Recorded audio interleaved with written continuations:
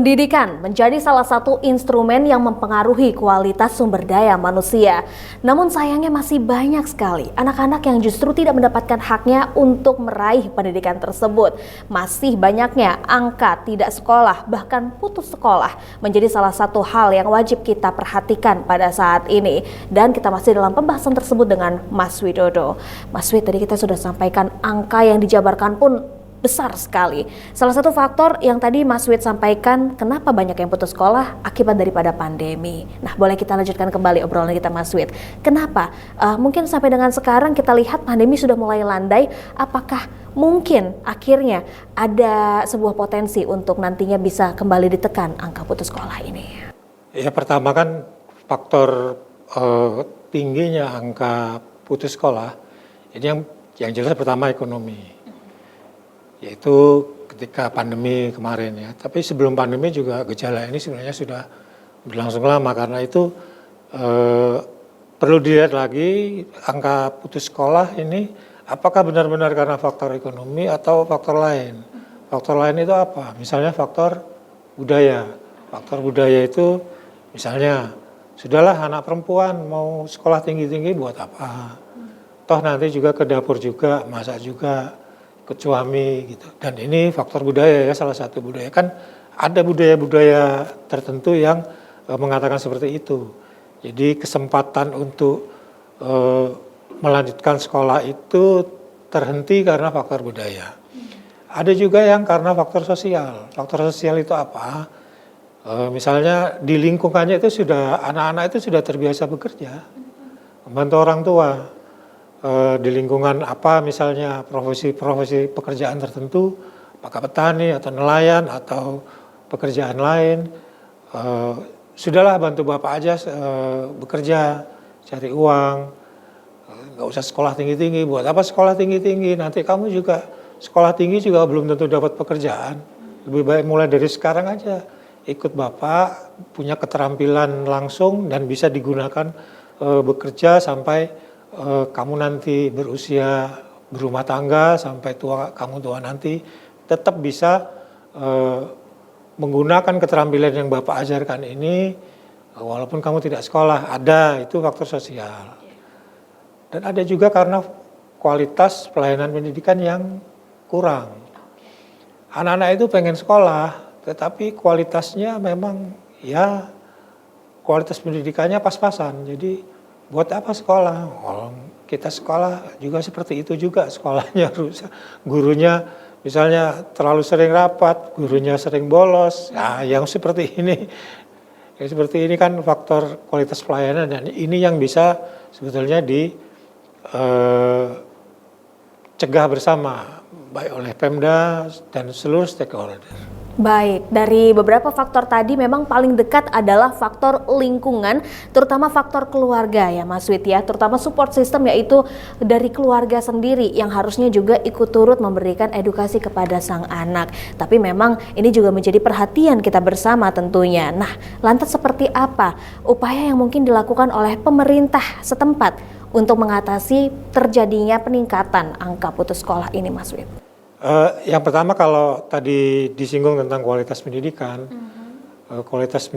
kualitas pelayanan ini harus memperbaiki kualitas guru juga, kemudian sarana dan prasarana sekolah juga harus dipenuhi dengan baik, kemudian penyesuaian jam sekolah misalnya, mungkin perlu ada terobosan baru ya, penyesuaian jam belajar sekolah itu agar anak-anak itu bisa dia belajar tapi juga bisa membantu orang tuanya. Kemudian kalau misalnya ini dari SD sampai SMP ini kan menjadi tanggung jawab pemerintah kota dan kabupaten. Bisa menggunakan aparatnya sampai terbawah kan. Kalau di pemerintahan birokrasi itu ada dari camat, kemudian lurah, sampai kepala lingkungan, sampai RT. Pendataan, mana sih anak-anak yang putus sekolah itu dari keluarga mana saja, kemudian didata secara rinci, kemudian adalah pendekatan dari pemerintah. Jadi pendekatan ini secara komprehensif ya, tidak bisa hanya dari pemerintah juga, mungkin dari tokoh-tokoh masyarakat juga bisa memberi penyadaran terhadap orang tua siswa dan kepada siswa tersebut agar ayolah kita sekolah, bagaimanapun juga kan ada budaya tertentu, biarpun makan di rumah makan pakai garam, yang penting kamu tetap sekolah. Ada juga yang seperti itu. Dan ini budaya-budaya yang baik ini, budaya-budaya yang mendukung sistem pendidikan yang baik harus kita dukung bersama. Ya, tentunya upaya dari pemerintah sudah dilakukan ya Mas Wid ya. Karena bagaimanapun ternyata untuk angka lulusan dari sebuah pendidikan ini akan sangat berpengaruh terhadap bagaimana tentunya lulusan kerjanya. Apalagi ternyata kita lihat datanya terbanyak adalah masih lulusan SD ya Mas Wid ya. Bagaimana menurut Mas Wid, apakah itu tentunya akan memberikan pengaruh besar terhadap kondisi kerja di dalam negeri? Ya, secara nasional dan daerah ada yang tolak ukur yang namanya IPM ya. Jadi indeks pembangunan manusia ini semakin tinggi, semakin sejahteralah anak masyarakat tersebut ya. Tolak ukur IPM ini kan selain kesehatan, soal ekonomi juga terutama pintu masuknya adalah pendidikan. Bagaimana anak-anak, bagaimana orang mau meningkatkan perekonomiannya jika tidak mendapat pendidikan yang bagus.